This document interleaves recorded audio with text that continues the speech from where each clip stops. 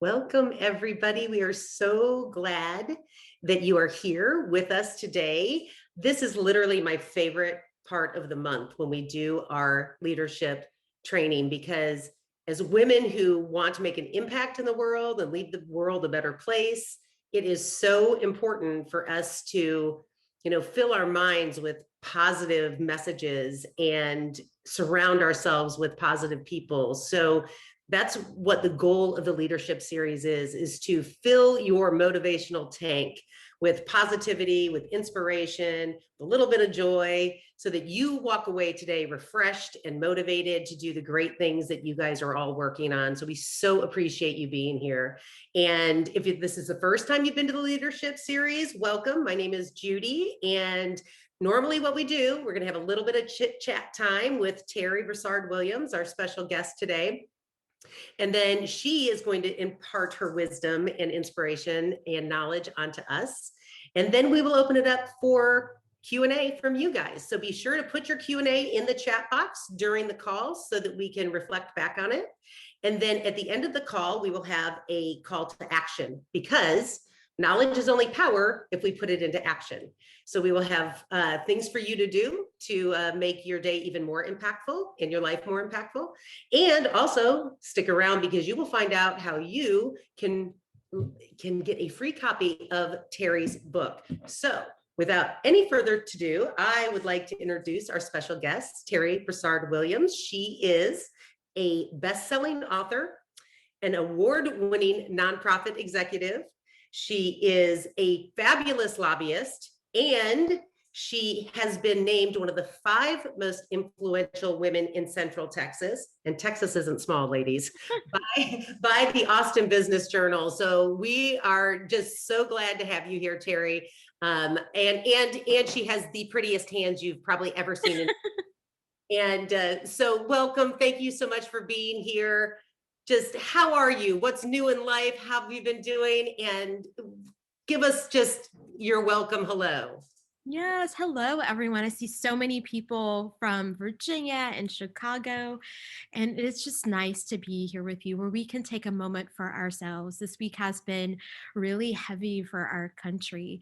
So to pivot from, the news of the week to thinking how might we create change and how can we inspire others to be the type of leaders that we want them to be, has me so fired up to be here with you today. Thank you, Terri. I knew you would just say something wonderful, because every time I've talked to you, I've always left just feeling a little bit more inspired. And you're right.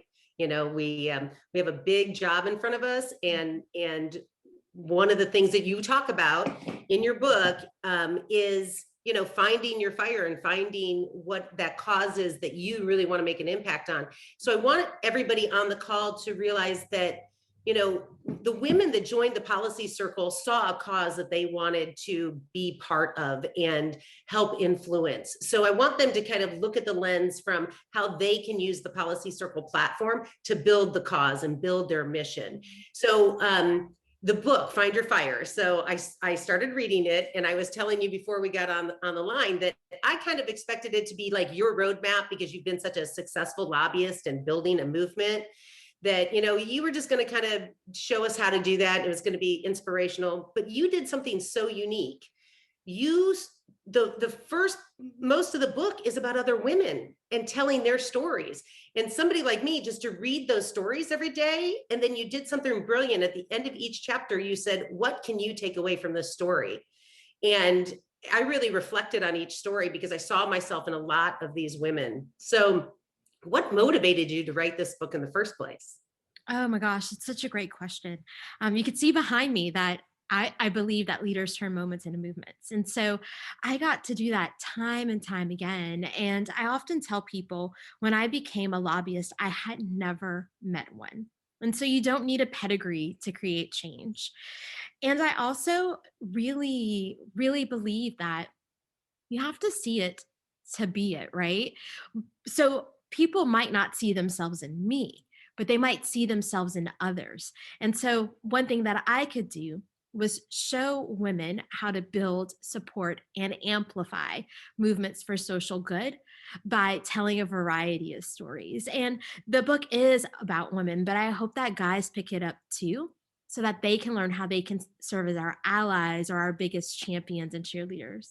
Yeah, it was so fun. Like one of the ladies I loved her, in her story, she said sometimes she was always seen as a little bit too excited or too passionate. And I remember that happening to me a few times where it was just kind of like, oh my gosh, I'm too much for somebody. But the fact that, how she handled that, I was like, oh wow, like this is, it just gave me a lot of encouragement to show up, number one, Yes. show up as who you are. That's who you are every time. Yep.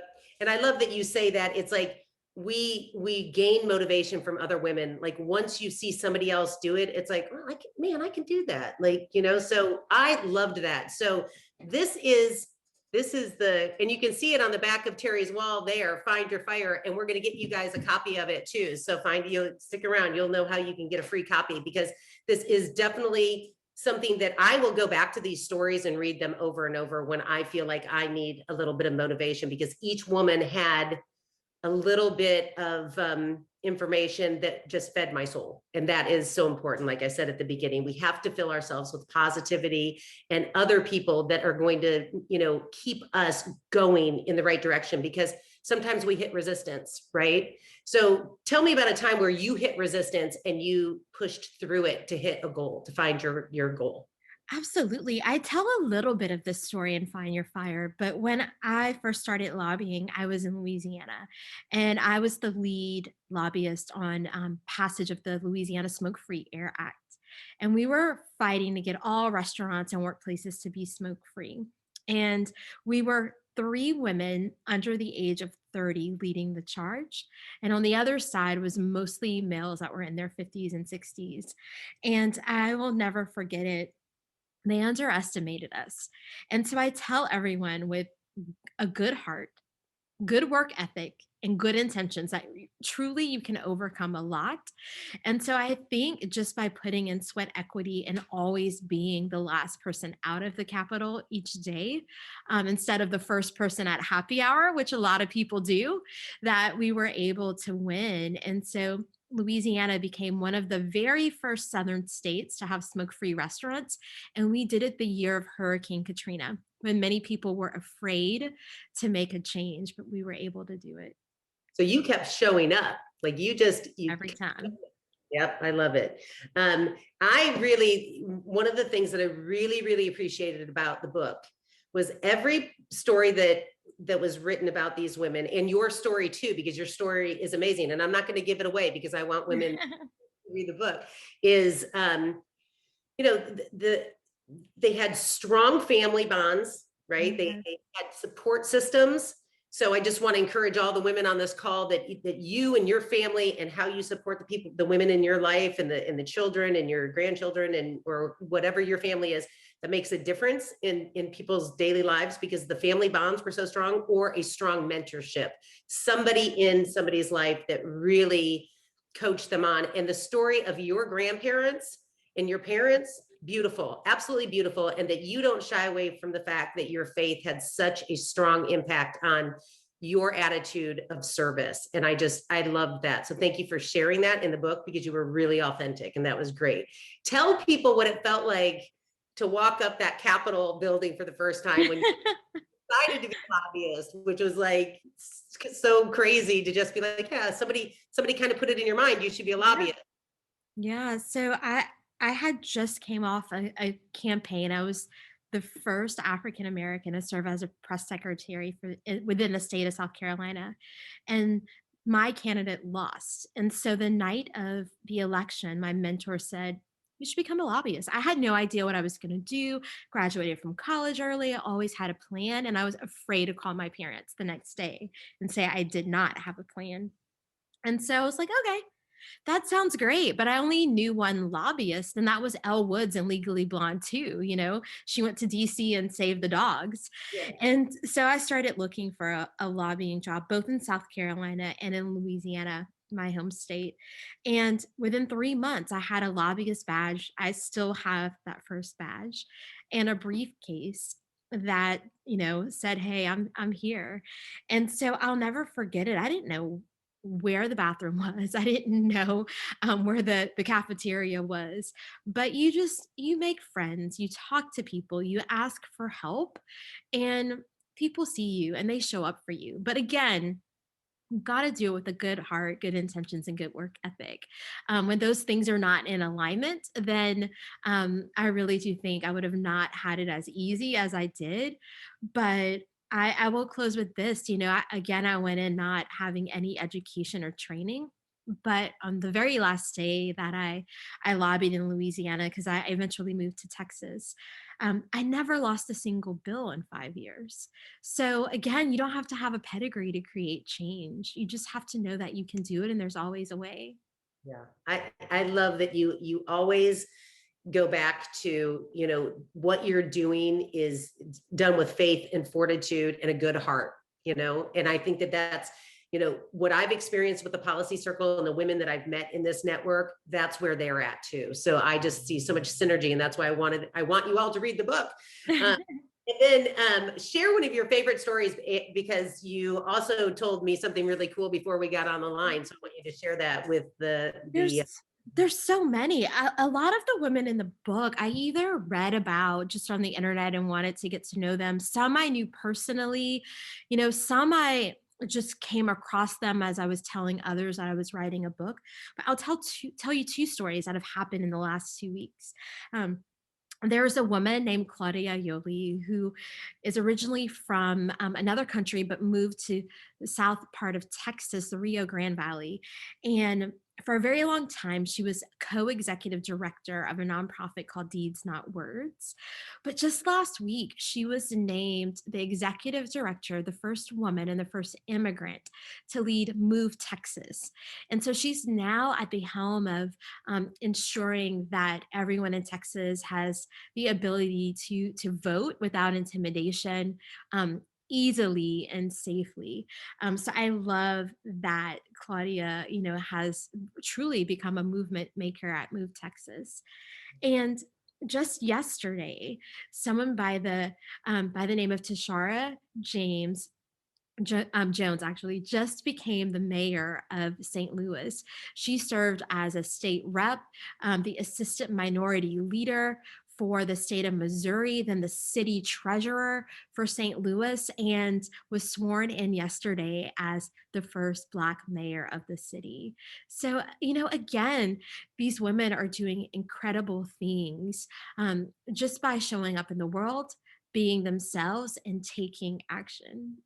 I love it. I just love it. It's just so inspirational, and it's good to know. It's like moment by moment, you show up, you make the connections. And I know you're going to go into your movement maker, and I feel to that's the one thing. You have such a wonderful credential list of all the fabulous things you've done, Terri. I forgot to tell everybody that she also has a website. You're the founder of Movement Maker. It's a blog, it's a podcast, it's coaching training. So you're going to go through the training with us now, but it just is such an inspiration to read those stories. So I'm going to let you take it away and share your knowledge with how we build a movement, find our fire, and do what you do best, Terri. So Um, well, I'm just going to give you a quick and easy, dirty overview of how to create a movement for change. Of course, there's tools, tips, and stories in Find Your Fire and at Movement Maker Collective, my blog.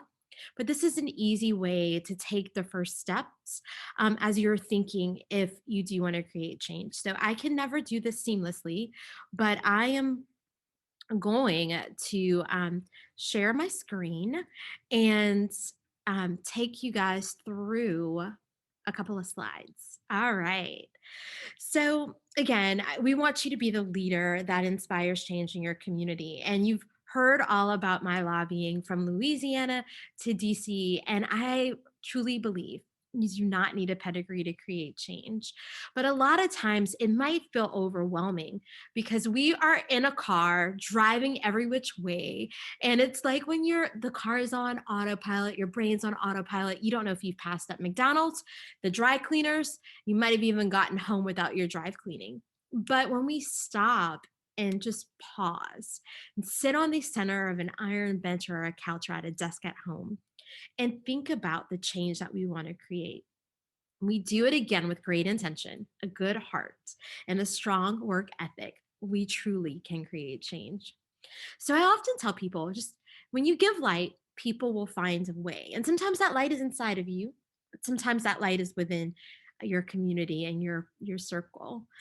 So we're going to learn a little bit about the fire starter formula so that you can be a leader that will turn a moment into a movement. So I'm going to take you back to Washington, D.C. 1963. Martin Luther King Jr. stood at this great moment in time and said, I have a dream. They were fighting for equality in the workplace. They wanted everyone to have the opportunity to have a job and get paid the same. That fight continues today. On the other side, you see students who were marching for their friends, students who said thoughts and prayers are not enough. We want to create change. Those students founded March for Our Lives in 2017. And now that movement is like worldwide with 300 chapters, and they are still fighting for change. So I often say that you can be a leader that will build a movement like these people you see on the screen, or you can amplify a movement like many of you have, or you can support a movement by donating or just even sharing on social media. But let's talk about how you can build a movement. I'm going to teach you the fire starter formula so you can begin to think about how you would create change. And this formula works for a movement, but it also works for a movement within. If you're trying to cultivate change inside of you, sometimes that's the greatest change that will occur. And you could still use the same formula to get it done. The first step is cause. Cause is really finding your why. Why do you want to start a movement? What excites you about it? What is that moment that causes you to raise your hand and say, if not me, then who? Then next, you're going to begin to build a collective. Your collective will be an advisory board, the people who are going to hold you accountable for the change that you create, the people who are going to tell you when that time is right, or the people that will have your back when you begin to create a movement. But the collective is really important. You want to make sure that you're also creating space for followership. No movement ever moved alone. So you need people to help you along the way. Then you want a clear and crisp message to communicate. You want to communicate it far and wide, and you also want those messages to be diverse so that everyone understands why and how they should join your movement. Then, last, you're going to get your hands dirty and create change. You're truly going to create a plan and take your first steps to create change. So, if you go to movementmakercollective.com, you'll be able to download a worksheet that will help you map out exactly how to build your own movement for social change. So, we're going to do the work. We're going to do it quickly, but we're going to do some of the work today. So, this is a short version of the map. In my book, Find Your Fire, there is a more in depth strategy map that will actually help you flesh out everything that you need. But this is perfect for starting the conversation today. And it's perfect if you're meeting one of your monthly meetings for the policy circle. You can begin to really talk about that topic that you have at the meeting, and then maybe set aside some time afterwards for the women in your policy circle to think about how they can take action. So, again, we're going to start with cause, mission, and why. What is the cause that you want to bring attention to? And how do you want to build the movement around you? How does it impact you? You really want to think about how it will look and feel. There's this science that's tied to just the way we process emotions. And so I'll use a movie analogy to help you think about it. So when you're at a movie, think about Avatar. You see the blue people flying in the air and you get so excited and you feel like you're jumping with them, flying with them. And it feels like it can be enough, right? So if you focus too much on the brainstorming and you don't shift from that cause, mission, and why to the how, which is the next step, you will never really get a movement off the ground because you will have your endorphins moving and you will feel like just that brainstorm is enough. Think about how many times you've had a brainstorm session and nothing ever happened. So we want to make sure that we shift to the how. How will you build your movement? What activities do you think are needed? And you really want to write them out. You want to build it out in a way that people will see, feel, and touch it. Most of the time, it takes 3 ways for you to activate and become engaged to truly stay engaged. So, again, when you're thinking about the how will people see it, touch it, and feel it? And then you'll move into the what. What will you tell people? What is your message? And again, you want that message to be diverse and you want it to be able to be heard very far and very wide. You want to create followership through your messaging. Then you'll begin to map out your vision. This is when things really begin to take shape. When you build your movement, what will it look like? What do you need for it to be sustainable? Begin to think of the obstacles, right? And then you're going to think about how you can turn those obstacles into opportunities. And you also want to make sure that you're not thinking of things that are transactional. You want to do things that are transformational within a community, things that will stick. Right now, we're dealing with a lot of systemic issues in our communities. And if we don't focus on the transformational opportunities and the tactics that we're doing are transactional, then we'll never create change. Again, we'll just be stuck in a brainstorm or a hamster wheel thinking about how we will fix the problem. We won't solve it. And then you want to think about the opponents, the people who are going to try to stop your movement, because you really want to think about those obstacles to turn them into opportunities and the way that they might become followers. Not everyone will follow you, but some of them will. So definitely think about those opponents. Then I want you to think about the fire starters. Who are the people that are going to energize your movement? They might be your advisory board or a text message chain that will hype you up when needed. But they are the people that are going to be there in the trenches with you through thick and thin. And who is at that table? Is that table diverse? Because you really want it to get the movement moving. Allies and champions are also important. When you read Find Your Fire, a lot of the women in the book had mentors, allies, and champions. They're the people that might be at another organization that will work along the side of you and will help bring the mission to life within their own walls.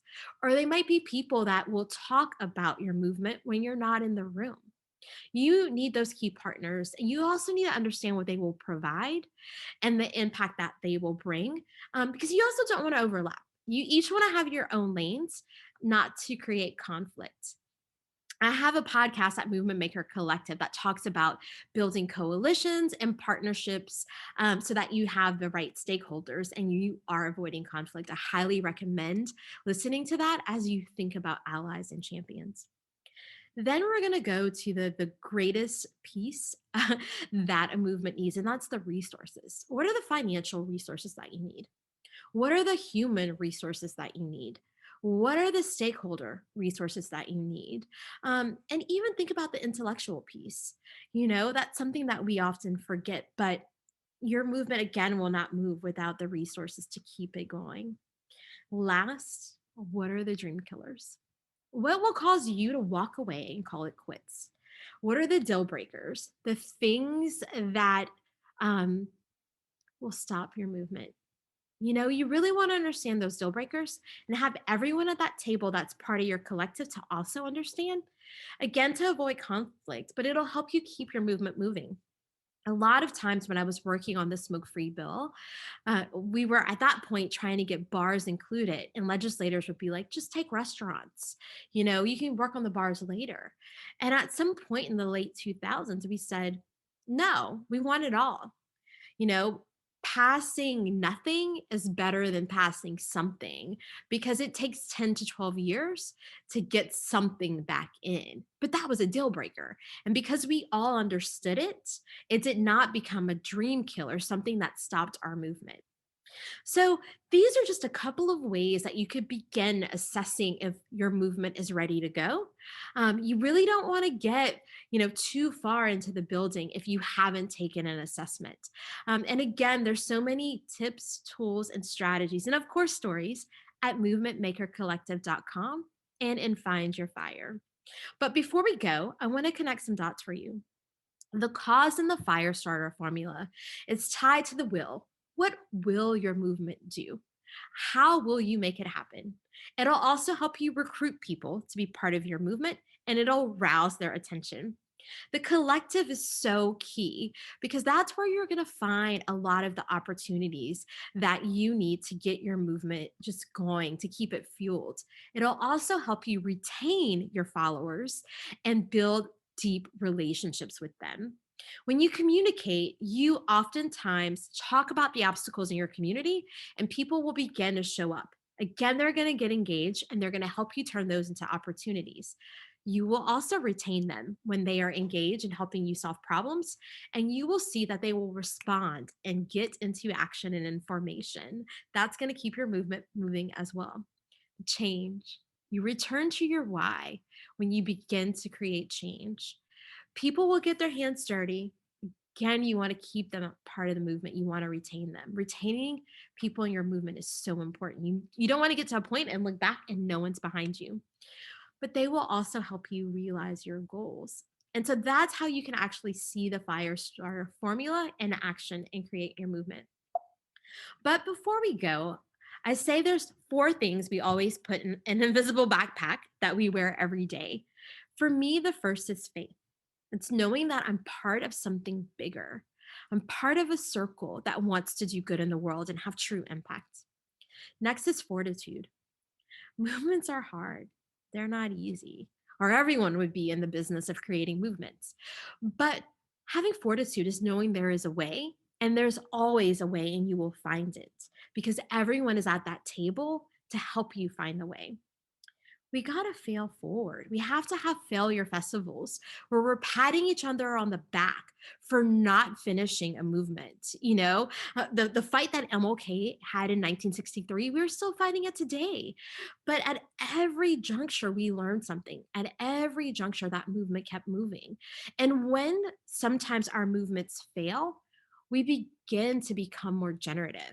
We begin to come more innovative, and we grow our movement. So fail forward and know that it's okay. And last, we got to have forgiveness, a little grace for ourselves. If you don't want to answer an email at 9 o'clock at night, it is okay. It is best that you sleep so you don't send a snarky email or you're cranky the next day. If you just want to spend time with your family while you're in the business of creating a movement, that's okay too. We have to forgive ourselves for when we need a break.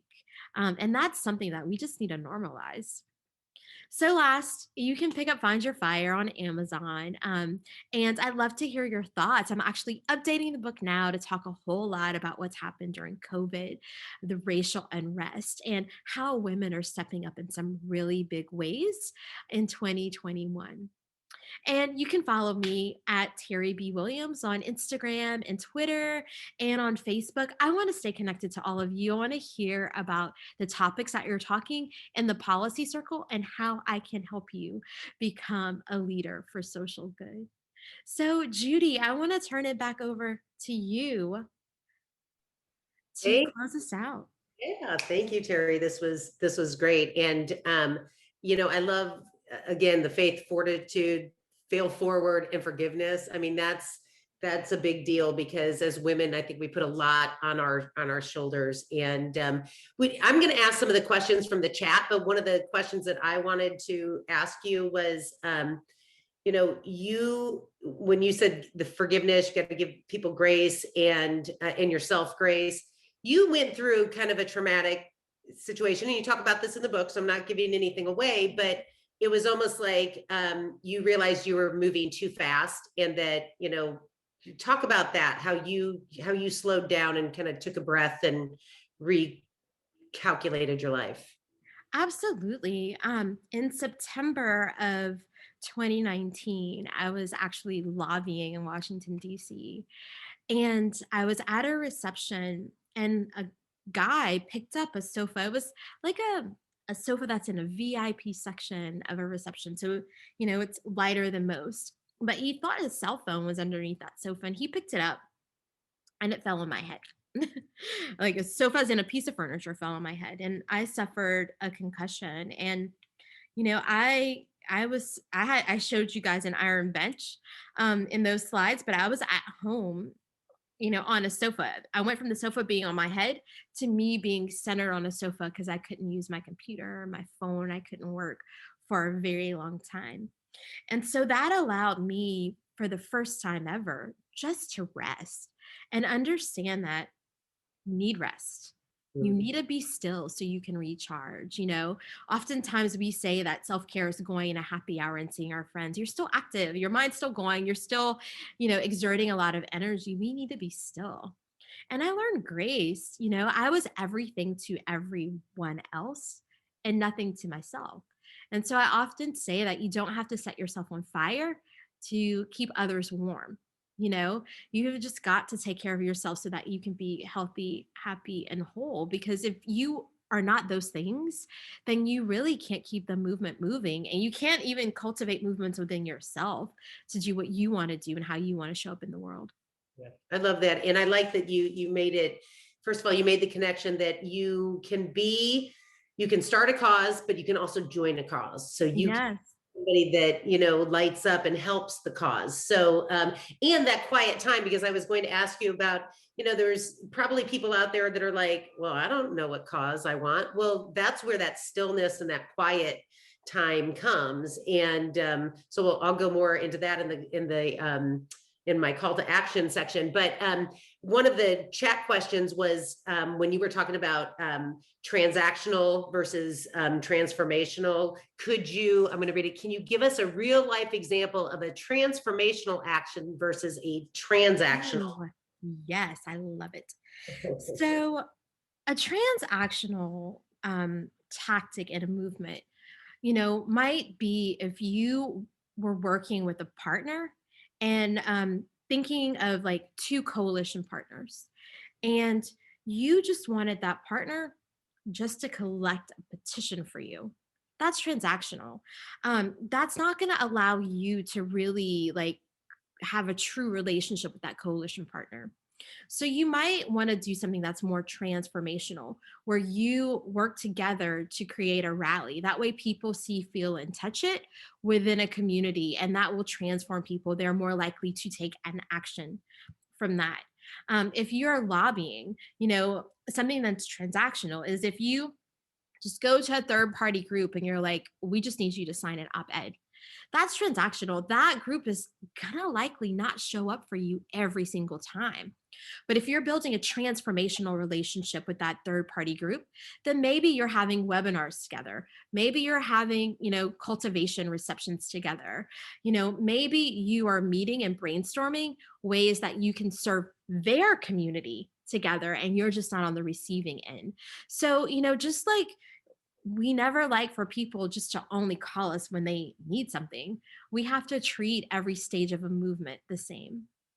I like that. That's good. The next question in our chat box, and ladies, you can either raise your hand or put your question in the chat box and I'll read it, or you can talk directly to Terri. How do you find a good mentor for your movement? Oh, yes. It kind of depends on who you are and your style. The beauty of us being virtual and having a year and a half at our homes is, for a long time mentors were only in our city or only in our sector. But now we know that we can have transformational moments over Zoom. So now you have access to anyone in the world to be a mentor. So I would say really look up people who either you look up to, or you have learned from, or that you just love, they excite you, and reach out to them to see if they would serve as a mentor. You'd be surprised. A lot of people will say yes, or if they don't have the time or the bandwidth to do that, they will connect you with someone who will likely say yes. And then other times, if you want, someone in your own community, really again do the research to see who does it well. And maybe start going to some of their seminars or listening to them talk, and asking them for coffee. And oftentimes you'll be able to, win them over if you don't wear them down, and get some mentorship that you might need. Yeah, I love that. Okay, what can you give us an example of how you found courage to overcome a roadblock or Oh, killer? have to tell you guys, I am fearless when it comes to these types of things. When I was lobbying, again, it was the same bill because there were so many people that, I think they were just baffled as how could these three young women under the age of 30 have a piece of legislation that was still controversial because we were fighting big tobacco keep moving through the process. So they kept trying to intimidate us. And this lobbyist, he took gum out of his mouth and threw it in my purse. And I was trying to get a volunteer ready to testify in a committee hearing. He's like, "Don't worry about them, worry about this." And I was like, "You need to worry about your bill." And so, just having that chutzpah, sometimes is all that you need to get your mindset. But if you're not fearless in that way, you might want to try a power pose. Google power pose, look at yourself in the mirror and get it going. Or some people just might need a journal about their fears. And once you release your fears on paper, then you can move forward. Other people might need that text hype chain, their friends just getting them through the day, telling them that they can do it. Whatever it is that you need to find your fire, be sure to do it consistently to fuel your soul. And it might not be the same every time. Right now, I have been so tired that, I might have an idea, but the dream killer is like not finding energy. So 6 o'clock, I might just lay down for 15 minutes, get up and get back at it. So just find the way that you need to keep fueling yourself. Yeah. And this is why I love these leadership trainings, because I feel like this is what we're helping our network do, is like refuel. And I was listening to, one of my favorite things is to listen to podcasts because I'm always trying to, fuel myself. And they were talking about the book, the not the art of war, the war of art. And Ah, he was talking about resistance, and that, whenever you're trying to go to the next level, right? You're trying to improve yourself, you're trying to make a really big change, you're going to come upon resistance. That's just the way human nature is. We're going to do a lot of self-doubt talk. I'm not good enough. I'm not smart enough, that type of thing. So it's good to hear that somebody as accomplished as you do still has that resistance, right? It's not like we're all looking at this like, oh, you have a superpower and the women in your book have this superpower. The superpower is to keep going. The superpower yeah. is keep showing up. And like you said, surround yourself with people that are going to encourage you and mentor you, and maybe send you that positive text that you need. Or for me, I like to play a pump up song, have to make phone calls that I don't want to make, or do something I don't want to do. It's like I can, the Eye of the Tiger, or Helen Reddy, I Am Woman, or something That's like that. awesome. We all have our ways. So let's see. I want to see if there's any. Maddie, do you see any hands up? Does anybody want to ask Terri a question directly? No, but if anyone has one, raise your hand now because I think we'll wrap up Q&A. So raise your hand if you have a question. This is your time.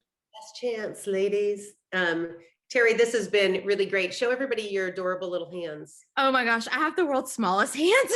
So cute. I had lunch with Terri in Texas, and I sat there, and I was like, her hands are so dainty, and I have man hands. So I was like, they're just so cute. So anyway, I just, she has beautiful hands. You could be a hand model. So Thank you. go and do that. So it has been a joy. I'm going to wrap up with our call to action. Thank you so much for imparting your wisdom on us and your joy, and just really enjoyed it, Terri. You're wonderful. And so this is the part of the program where we talk about action, because like I like to say, knowledge is only power when you put it into action. It's kind of like if you have a gym membership, it's not going to make you fit unless you actually go to the gym, right? So, and eating your vegetables. So action has to be partnered with the things that we know.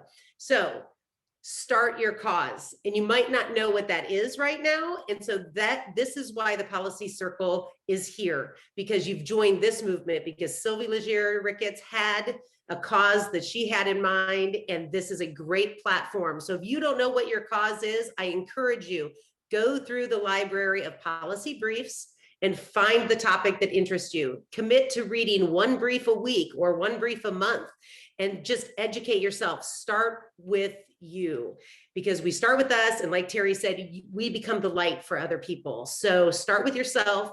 Once you read the brief, if you find one that really interests you, call 2 friends and talk to them about it. So start your own personal cause within your own life, within your own soul, within your own education. Second thing, connect with other women. This is why we have the Policy Circle, to build a network of support for each other. So bring more women into the network, share this mission with other women. We need you, your time, your talent, your treasure. So invest in the Policy Circle. It is well worth it. Last thing, if you want a free copy of Terri's book, apply for our new CLEAR program. You have 48 hours. Within 48 hours, if you apply for our new Civic Leadership Engagement Roadmap, we will send you an autographed copy of Terri's book. And this is a 3-month self-paced program that will take you from general civic knowledge to action. So if you don't know what your cause is now, by the time you're finished with this program, you probably will be pretty motivated to join a cause that's already being, started, and you can help ignite it and move it along, or you can start your own cause. So Civic Leadership Engagement Roadmap, apply within the next 48 hours, get a signed copy of Terri's book, go to her website, follow her on Instagram, and just, light that fire underneath yourself. We need good women out there. So thank you so much, Terri, for being with us. And thank you everybody for participating. So last encouraging words, Terri. No, just, each of us can be a fire starter. We have it in us to either build, support, or amplify a movement. And we are a fire starter when we see things that others ignore, but we take that first step to create change. Yep. Amen. All right. Thank you, ladies. Have a wonderful weekend. See you later.